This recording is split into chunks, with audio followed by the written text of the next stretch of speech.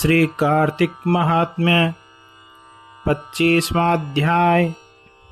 श्री कृष्ण उवाच इति तद्वचनं श्रुत्वा पृथुर्विस्मितमानसः संपूज्य नारद सम्यग् विससर्ज तदा प्रिया। भगवान श्री कृष्ण सत्यभामा से बोले, हे प्रिय, इस प्रकार उनका वचन सुन आश्चर्य के साथ राजा पृथु ने नारद जी की विधि पूर्वक पूजन की और उनको विदा किया। अब ये तीनों व्रत मुझे बहुत ही प्रिय हैं, माघ का, कार्तिक का और वैसे ही एकादशी का। वनस्पतियों में तुलसी, महीनों में कार्तिक, तिथियों में एकादशी तथा क्षेत्र में द्वारिका मुझे बहुत प्रिय है। इंद्रियों को वश में करके जो इनका सेवन करेगा वह मुझको जैसा प्रिय होगा वैसा यज्ञादिकों से नहीं होगा। इस पुरुष को नियम करके पापों से भय न करना चाहिए। हे प्रिय सत्यभामा, इन तीनों के सेवन करने वाले पुरुषों के पाप मेरे प्रसाद से दूर हो जाते हैं। सत्यभामा बोली, हे नाथ, जो आप मुझसे आपको इतना प्यारा है कि सो स्वामी से द्रोह आदि के पाप स्नान के पुण्य से दूर हुए। हे प्रभु, जो पराया पुण्य है वह देने से मिल सके हैं और बिना दिया भी कभी मार्ग से, वह बड़े आश्चर्य की बात है। जो आपने कहा दूसरे के दिए हुए पुण्य से कलह मुक्ति को प्राप्त हो गई। आपको अति प्रिय इस कार्तिक मास का इतना प्रभाव है कि पति द्रोह का जो पाप है वह भी स्नान पुण्य से दूर होता है। दूसरों से दिया गया पुण्य प्राप्त होता है, किंतु बिना दिए कैसे प्राप्त हो सकता है या नहीं प्राप्त नहीं हो सकता। श्री कृष्ण जी बोले, बिना दिए हुए पुण्य तथा पाप जैसे मनुष्यों को कर्म करके मिलते हैं वह यथावत अर्थात ठीक ठीक बात सुनो। सतयुग आदि अर्थात कृत्य, त्रेता और द्वापर में देश, गांव और कुल पुण्य पाप के अंश भागी होते हैं, और कलयुग में तो केवल करने वाला पुण्य तथा पाप का भागी होता है। संसर्ग न करके भी यह व्यवस्था कही गई, और संसर्ग से जैसे पुण्य पाप दूसरे को मिलते हैं वह सुनो। एक स्थान में बैठने से, भोग करने से, विवाह आदि इस संबंध से और एक पात्र में भोजन करने से मनुष्य पुण्य तथा पाप का आधा फल पाता है।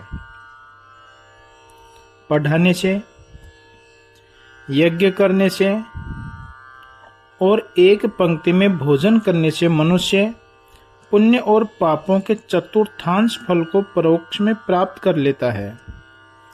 देखने, सुनने और मन के ध्यान से मनुष्य पुण्य और पापों का 100वां भाग प्राप्त कर लेता है। दूसरे की निंदा, चुगली और धिक्कार देना, इन बातों के करने से मनुष्य उसके किए हुए पापों को लेकर अपने पुण्य दे देता है। पुण्य और पापों को करता हुआ जो पुरुष है उसकी स्त्री, नौकर, शिष्य तथा दूसरा मनुष्य जो सेवा करता है उसकी सेवा के अनुरूप उसको कुछ धन न दिया जाए तो वह मनुष्य सेवा के अनुरूप उसके पुण्य में अंश भागी हो जाता है। एक पंक्ति में भोजन करने वाले मनुष्यों में जो परोसने का उल्लंघन करता है अर्थात नहीं परोसता है, तो वह उल्लंघन किया मनुष्य उसके 6ठे भाग को प्राप्त होता है।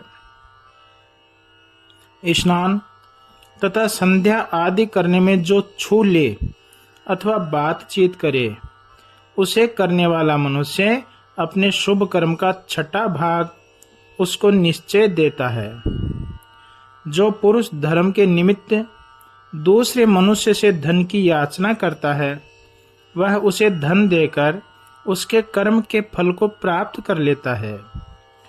पराये द्रव्य को लेकर जो कोई पुण्य कर्म करता है तो कर्म करने वाला पाप भागी होता है और धन वाले को कर्म का फल मिल जाता है।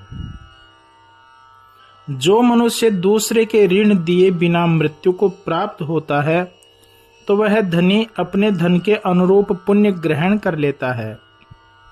बुद्धि को देने वाला अर्थात सिखाने वाला, सलाह देने वाला, इस कर्म की सामग्री देने वाला और प्रेरणा करने वाला मनुष्य पुण्य पाप के छठे भाग को प्राप्त होता है। प्रजा के पुण्य पाप का छठा भाग राजा प्राप्त करता है। ऐसे ही शिष्य से गुरु, स्त्री से पति, पुत्र से पिता छठा भाग पाता है। अपने पति के पुण्य को आधा भाग स्त्री पाती है, जो उसकी आज्ञा में रहने वाली और प्रसन्न करने वाली हो, नहीं अन्यथा भाग नहीं पाएगी। जो पुण्यात्मा पुरुष पराये हाथ से दान करता है तो नौकर और पुत्र को छोड़कर करने वाला छठा भाग पाता है। जीविका देने वाला उसके खाने वाले के पुण्य का छठा भाग प्राप्त कर लेता है। जो अपनी व और की सेवा न कराए अन्यथा नहीं। ऐसे बिना दिए भी पराये इकट्ठे किए हुए पुण्य पाप मिलते हैं, परंतु कलयुग में यह नियम नहीं लागू है, क्योंकि कर्ता ही पुण्य पाप को भोगता है। इससे पहले व्यतीत हुआ बहुत उग्र इतिहास पवित्र और मति को देने वाला है, उसको सुनो। ओम मंगलम भगवान विष्णु और मंगलम गरुड़ध्वज, मंगलम पुंडरीकाक्ष, मंगलाय तनोहरि। बोलिए श्री राधा दामोदर भगवान की जय हो।